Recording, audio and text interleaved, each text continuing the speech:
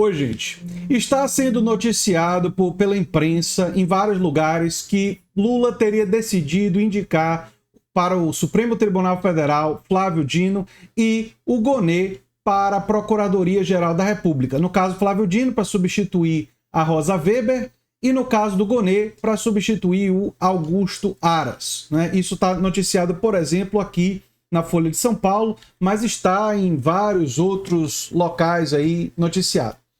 E eu tenho muito a falar sobre isso, caso isso seja confirmado.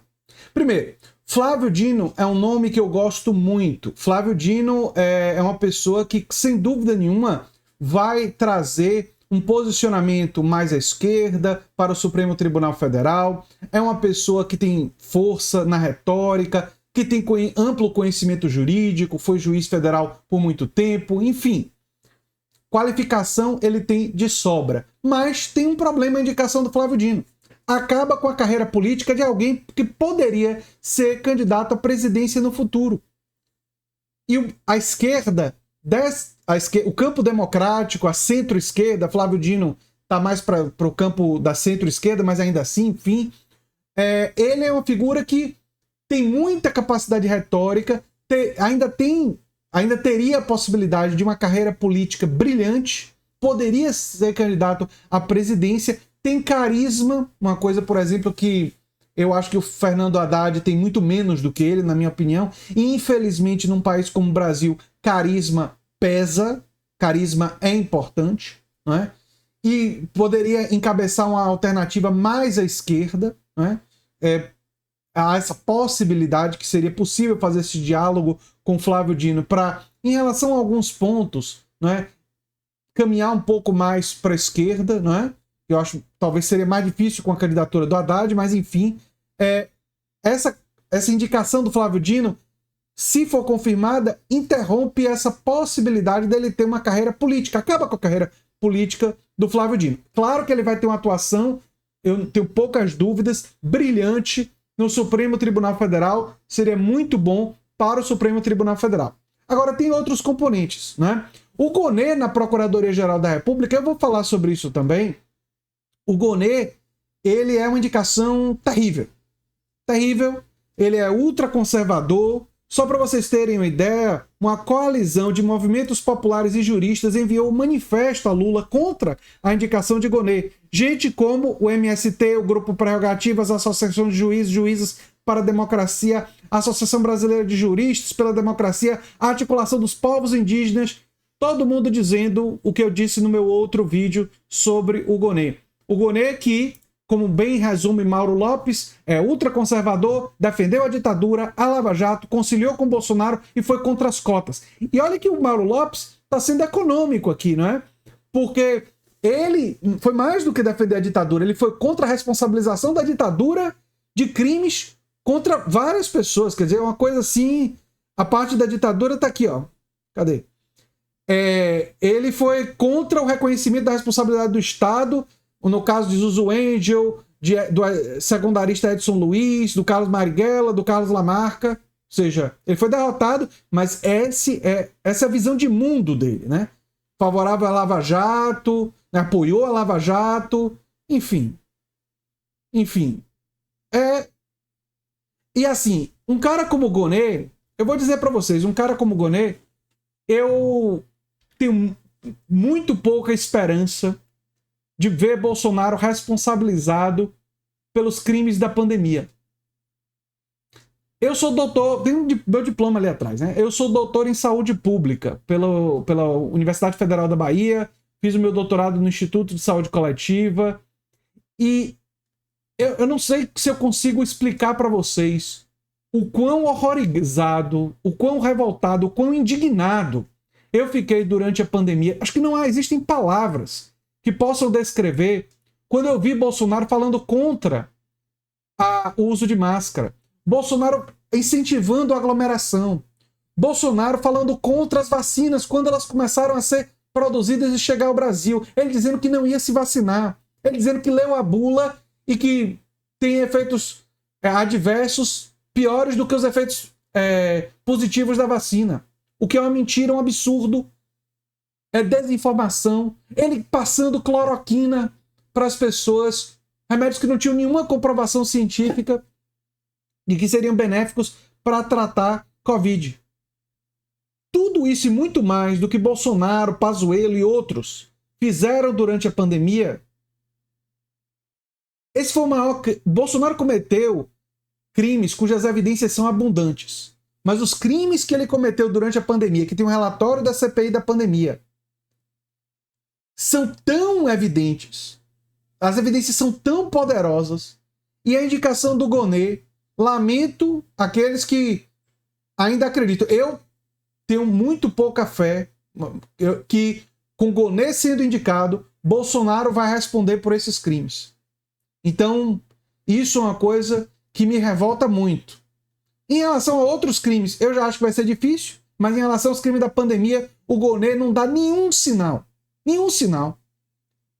que vai ser firme para que Bolsonaro seja processado por esses crimes. Então, a indicação do Gonê é, assim, uma indicação trágica. E, claro, tem que ser uma pessoa do Ministério Público. Aí tem gente que me diz, mas André, todo mundo lá do Ministério Público é lá lavajatista e tal. Não é possível que no Ministério Público todo, e o Ministério Público tem muita gente concursada no Ministério Público, não tenha uma única pessoa que tenha compromisso com a democracia, que tenha compromisso com combater crimes sanitários e que seja uma pessoa do campo democrático que não tenha esse histórico de defesa da ditadura da Lava Jato. Não é possível que não tenha pelo menos uma pessoa. Não é possível que o grupo Prerrogativas não convença. E esse Gonê, ele está sendo empurrado pelo Gilmar Mendes, pelo Alexandre de Moraes, e a gente tem muita simpatia pela atuação do Alexandre de Moraes, mas o Gonê tem ligações com essas pessoas, publicou artigos, livros e tal. Muito complicado mesmo. Outra coisa, aqui como eu falei, as entidades aqui, ó, que fizeram a coalizão em defesa da democracia, um manifesto contra a nomeação do Paulo Gonê, está em várias reportagens, né? Aí muita gente diz, mas André, você não queria o Flávio Dino porque você quer ele ministro da Justiça e você queria ele até candidato à presidência no futuro, mas não tem nomes qualificados. Balela, mentira. Olha só as mulheres negras que foram cotadas para o Supremo Tribunal Federal e seus currículos. Vamos a uma delas aqui, ó. Lívia Vaz é promotora de justiça na Bahia, autora de diversas obras. Cadê ela aqui, ó? Adriana Cruz é juíza federal e em breve secretária-geral do Conselho Nacional de Justiça. Manuelita Hermes, procuradora federal e coordenadora-geral de assuntos internacionais. Mônica de Mello, defensora pública e pró-reitora de Cultura e Relações Comunitárias da PUC. Lucinéia Rosa dos Santos, Vera Lúcia Araújo Santana, advogada, indicada ao Supremo Tribunal Federal da lista tríplice, não sei das quantas. Olha elas todas aqui, qualificadíssimas, muito qualificadas. E aí seria traçar um perfil de mulheres que elas são qualificadas, elas têm um perfil de esquerda, elas têm um perfil de defesa dos direitos humanos, elas têm um perfil de qualidade. Quem diz que não tem é um absurdo. É um absurdo. E essas 6 aqui, na lista que saiu publicada na Brasil de Fato, é só uma das listas. Não tem só elas, não. Tem mais do que elas, viu? Só para vocês saberem. Agora, se quisesse um nome de uma mulher ligada à questão do trabalho, como bem me lembrou o Bruno Dadão Silvestre, teria Kátia Magalhães Arruda, que é uma pessoa do TST, né? Enfim, olha só ela aqui, ó, do Tribunal Superior do Trabalho, que tem um conhecimento vastíssimo da questão trabalhista. Então, poderia ser também a Kátia Magalhães Arruda, seria mais uma mulher, né? Então, eu não estou defendendo representatividade por representatividade. Eu estou defendendo que tenha associado a isso mulheres de esquerda, mulheres progressistas, mulheres que defendem a classe trabalhadora. Na parte ideológica, o Flávio Dino vai nos ajudar. Ele vai ser um nome excelente. Mas e a carreira política do Flávio Dino? E a possibilidade do Flávio Dino ser candidato à presidência? Não é como se a esquerda tivesse, assim, vários nomes presidenciáveis. Se não for Lula no futuro, quem vai ser? Haddad? Haddad, que inclusive demonstrou assim, mais de uma vez, eu tenho simpatia pelo Haddad, é uma figura humana e tal, tem tido uma atuação no ministério meio questionável, meio, não é tão de esquerda assim, né? E o pior, é uma figura sem muito carisma. E, lamentavelmente, na política brasileira se precisa de carisma. E eu tenho certeza que, fazendo essas críticas que eu estou fazendo nesse vídeo, vai ter gente dizendo: ah, você está torcendo contra, e não sei o que, está contra o governo. Não, eu fiz campanha para Lula. Eu estou torcendo para que o governo dê certo. Eu quero que Bolsonaro e os bolsonaristas sejam punidos pelos crimes que as evidências são poderosas que eles cometeram. Mas eu não posso, gente, ser passa-pano para erros. Passa-pano para coisas que prejudicam a classe trabalhadora, coisas que prejudicam a democracia, coisas que prejudicam que pessoas que cometeram crimes sanitários não sejam punidas. Isso significa que a gente tem que ter princípios, que a gente tem que criticar e exercer a crítica para que a esquerda melhore, para que seja melhor. Se a gente não fizer isso, se a gente não tiver o espírito crítico para fazer isso, não é? A esquerda não vai melhorar, os partidos de esquerda não vão melhorar. O Gonê, só para vocês saberem, o Gonê tentou processar a Gleisi Hoffmann sem provas. Sem provas. Com parte daquele período lá da Lava Jato e tal, por um crime que ela não cometeu.